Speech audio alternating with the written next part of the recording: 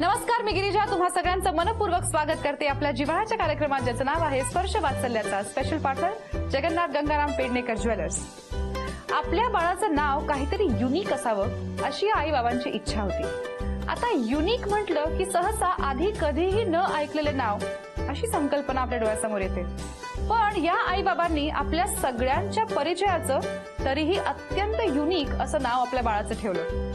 काय नाव म्हणता? त्यांनी आपल्या छोट्याशा मुलाचं नाव ठेवलं रोमिओ. या छोट्या रोमिओला भेटण्याची उत्सुकता मलाही प्रचंड आहे आणि म्हणूनच आज आपण आलो आहोत गोरेगाव मधल्या NNP कॉलनीमध्ये, जिथे आपण भेटणार आहोत छोटूशा रोमिओला आणि सावळे कुटुंबियांना.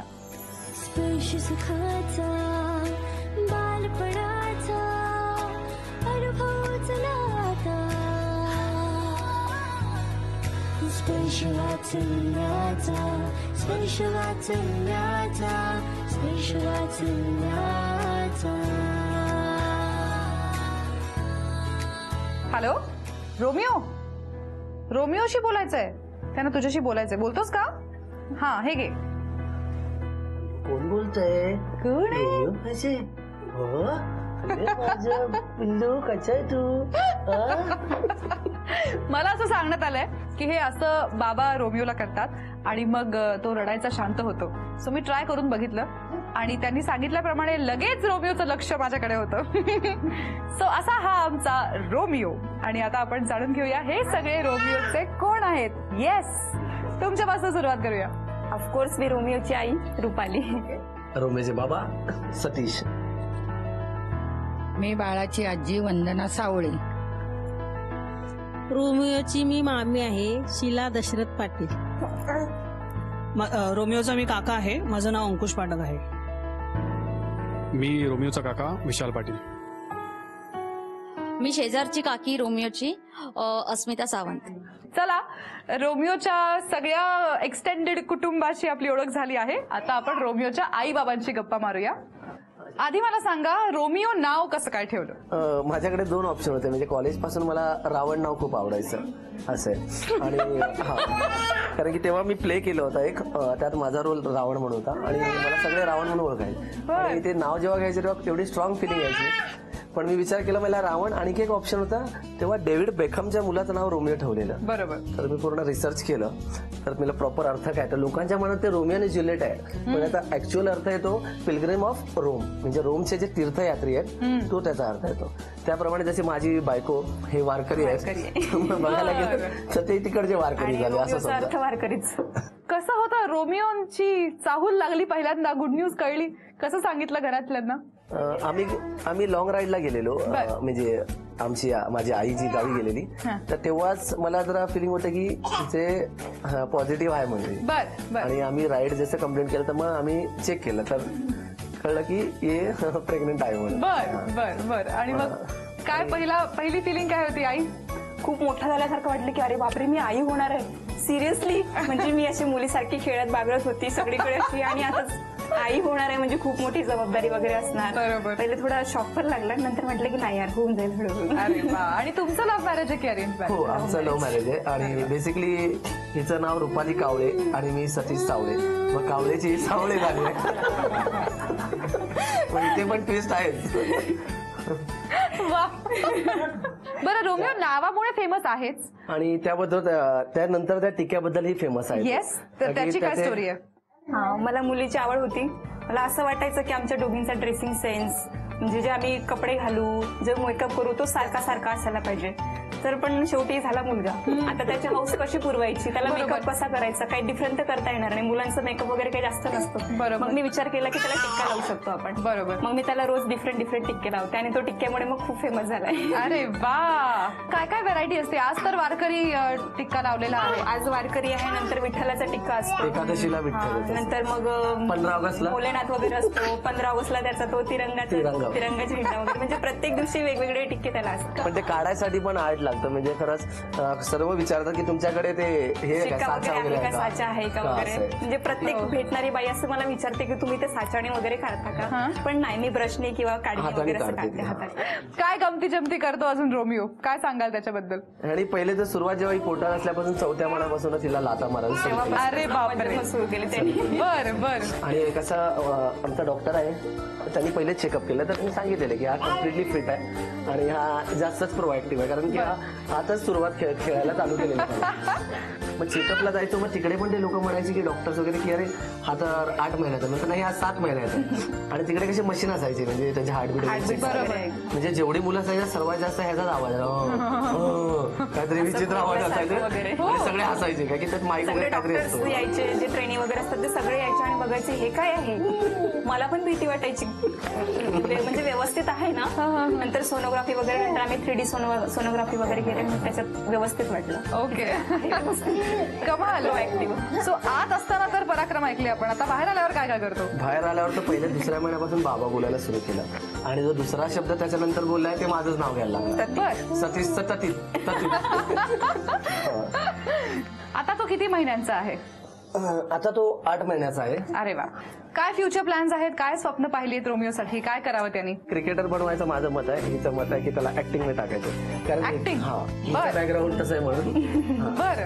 तर मग त्यासाठी आम्ही प्लॅन केला की 7वी पर्यंत 6वी पर्यंत याला क्रिकेटसाठी द्यायचा स्कोप, आणि जर नाही आणि चांगलं परफॉर्म केलं की मग हिच्याकडे त्याला ज्याच्यात इंटरेस्ट असेल तो करेल.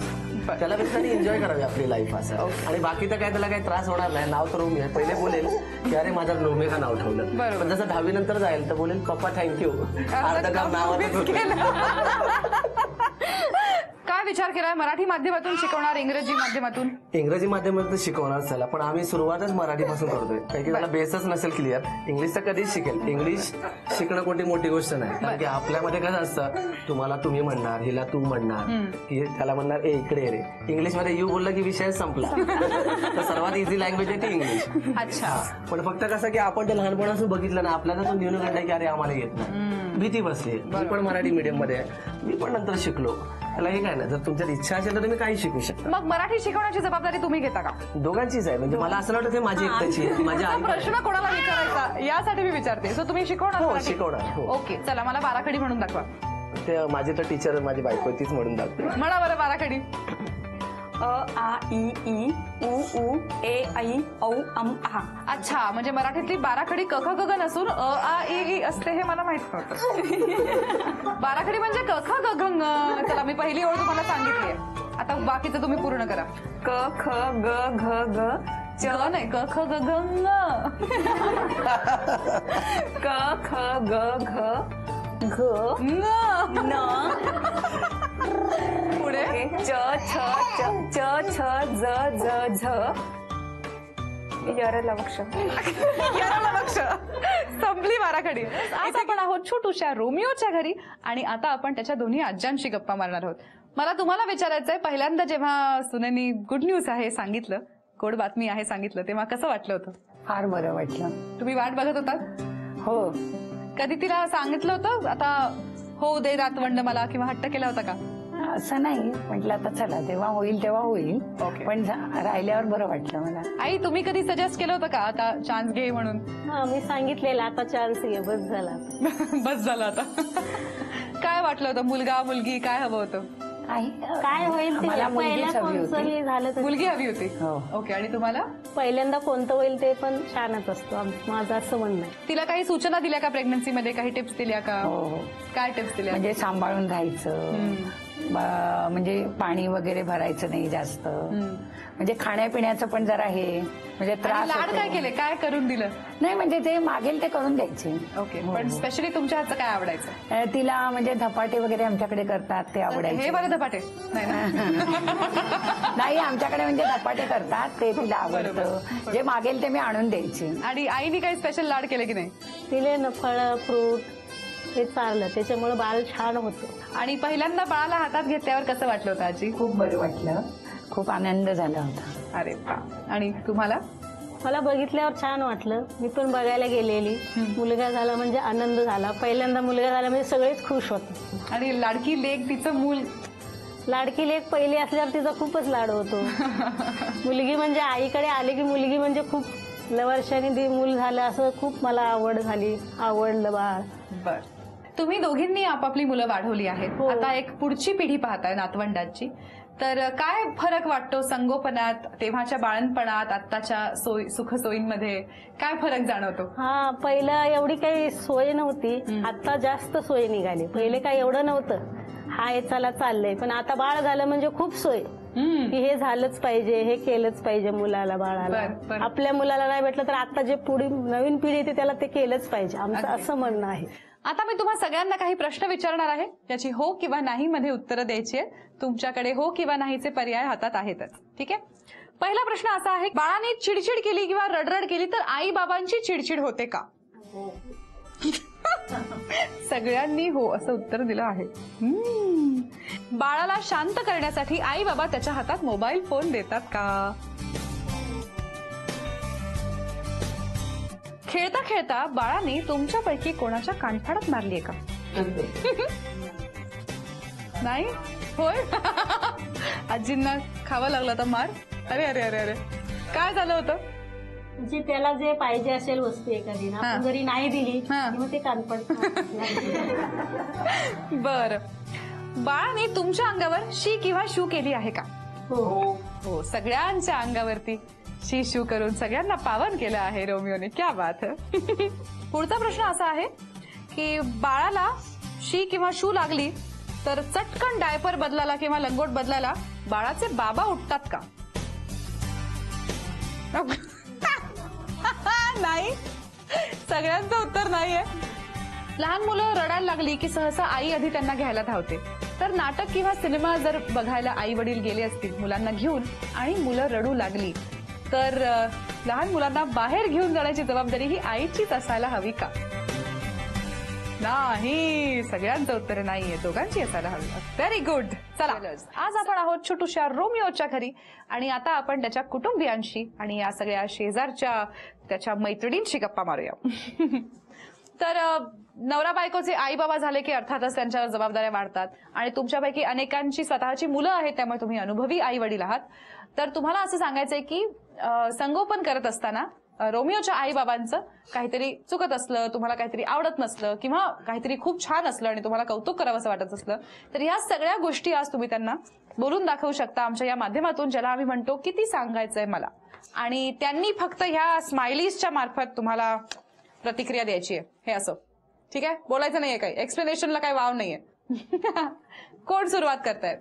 मी रोमिओच्या आई वडिलांना सांगेन की रोमिओला जास्तीत जास्त वेळ द्यावा. बरं, ते देत नाहीत असं वाटतं का तुम्हाला? हो हो, कसं काय देत नाहीत? कारण दोघं पण जॉब म्हटलं का खूप जास्त बाहेरच राहणं असतं, त्यामुळे मुलांकडे जास्त लक्ष पण देता येत नाही. ओके, काय प्रतिक्रिया? माझा मुलगा 4 वर्षाचा आहे, तर इथे आमच्या बिल्डिंगमध्ये त्याच्या एजचं कोणी नव्हतं. तर आता त्याच्याबरोबर खेळायला मिळाले तर दिवसभर पूर्ण तो ह्यांच्याच घरी असतो खेळ. म्हणजे त्यालाही खूप बरं वाटतं की कोणतरी माझ्यावर, नाही तर मला प्रत्येक, मी तर जॉबला जाते, प्रत्येक वेळी सांगायचं मम्मी माझ्यावर खेळायला कोण नाही, माझ्यावर खेळायला कोणी नाहीये. आता तर असे कंप्लेंटच देत नाही, तो आता दिवसभर इथेच असतो खेळत. त्यामुळे थँक्स बोलेन मी, कारण त्याच्यावर तो खेळायला असतो ह्यासाठी. आणि ह्यांना काही सुचवायचंय का? तुम्हाला जरा मोठा मुलगा आहे, त्यांचा अजून लहान आहे, काय सुचवाल? असं काय म्हणजे त्याला बाहेर म्हणजे मोकळं खेळू दे, त्याच्यामुळे ते ऍक्टिव्ह होईल. घरातल्या घरात राहून मुलं थोडी शाय होतात, तर तसं न राहता तो बाहेर सगळ्या मुलांमध्ये राहून ऍक्टिव्ह होते. ओके, काय प्रतिक्रिया आहे? मला सांगायला आवडेल की ह्यांच्या मुलामुळे कसं, ह्यांचा मुलगा कसा आहे ना, थोडासा रागीट टाईप थोडासा. जेव्हा आम्ही सुरुवातीला आलो तर मी काय की मला स्पोर्ट्स सायकोलॉजी वगैरे मध्ये, मला सायकोलॉजीमध्ये खूप इंटरेस्ट असतो. म्हणजे लहान मुलांचे काय विचार त्याला, तर त्याने पहिल्यांदा त्याचा हात आणि पाय खेचायला चालू केले. मी बोललो आता हिला म्हणालो की मला हा काय याला सोडणार नाहीये, कारण की हा थोडासा डॉन टाईप आहेच बोललो. मग मी बोललो आता काय करायचं, बोललो मग त्याला घेतलं एकदा. बोललो बघ रोमिओ, हा तुझा मोठा भाऊ आहे, तुला काय पण झालं ना की ह्याला सांगायचं. हा हळूहळू ते सायकोलॉजी चेंज झाली की हा माझा बारका भाऊ, आता तू म्हणजे कोणी दुसऱ्याला घ्यायला नाही, माझा बारका भाऊ.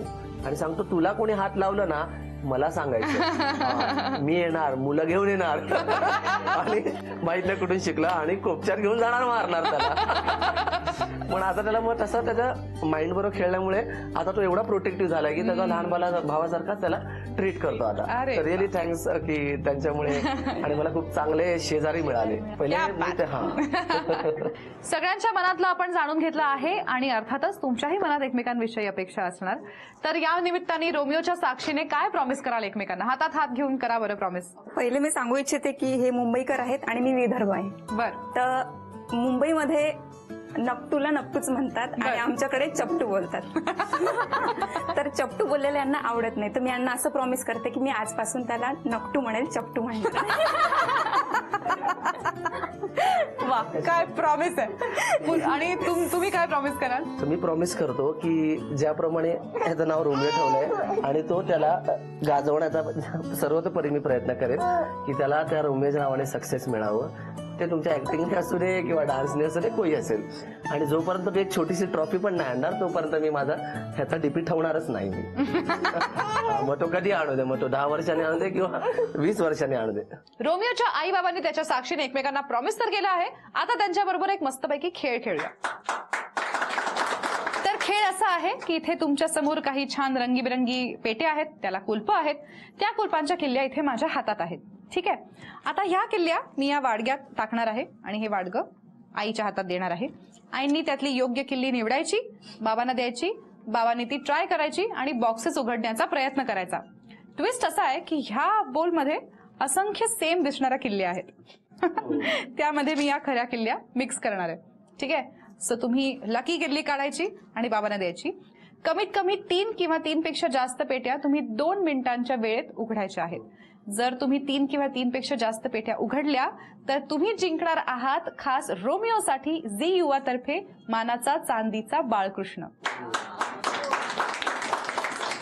शेवटची सूचना, पेटीच्या आत काही गोष्टी आहेत. पेटी उघडल्यानंतर त्या गोष्टी झाकणाच्या वर काढून ठेवायच्या. ठीक आहे. तर मी ह्या छान मिक्स करते खऱ्या किल्ल्या.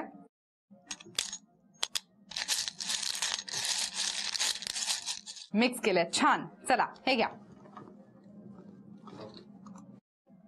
तुमची 2 मिनिटांची वेळ सुरू होते आता. ही गुलाबी. अरे वा.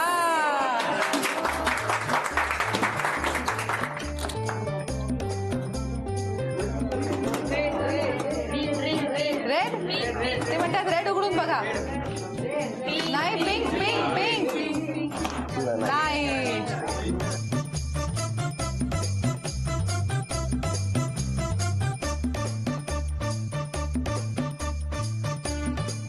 अरे डॉक्टर तर बनणारच नाही. काय होते, डॉक्टर नाही बनायचं. हा चला अजून हा बघा झालेलं. शेवटचे 30 सेकंद. उघडत राहा. लवकर दे ना. शेवटचे 30 सेकंद उरले. अरे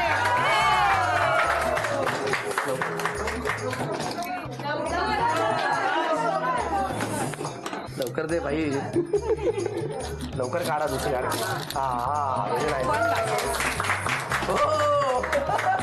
बघ निघाला.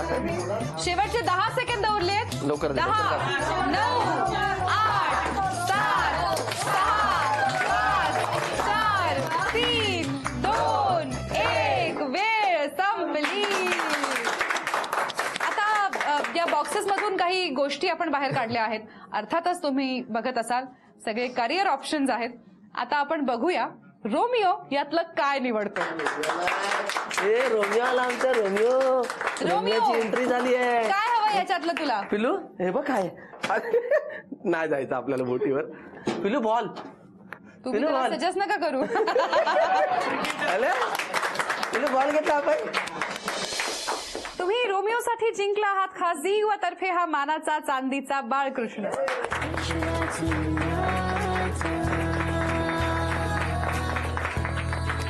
छोट्या रोमिओला आणि सावळे कुटुंबियांना भेटून आज खरंच खूप मजा आली. आशा आहे तुम्हालाही हा भाग आवडला असेल. पुन्हा एकदा जाता जाता गणेशोत्सवानिमित्त तुमच्याशी थोडंसं बोलायचं आहे. बरेच भाविक गणपतीचे देखावे बघण्यासाठी प्रचंड प्रमाणात गर्दी करतात, रांगांमध्ये उभे असतात. अशा वेळी लहान मुलांची खरंच खूप गैरसोय होते, त्यांना त्रास होतो. शक्य असेल तर लहान मुलांना घरीच ठेवून यावं. अगदीच कोणाकडे ठेवायची सोय नसल्यास त्यांची काळजी घ्यावी, कारण प्रचंड गर्दीच्या ठिकाणी लहान मुलांचं अपहरण करणे याही गोष्टी आपल्या समोर येतात. तर लहान मुलांची काळजी घ्या आणि देखावे शांततेत आणि सुरक्षितपणे पहा, हीच विनंती. आजच्या भागात इथेच थांबूया. आता भेट पुढच्या भागात, अर्थात एक नवं बालपण साजरं करण्यासाठी आपल्या जिव्हाळ्याच्या कार्यक्रमात, ज्याचं नाव आहे स्पर्श वात्सल्याचा. Special partner Jagannath Gangaram Pednekar jewellers.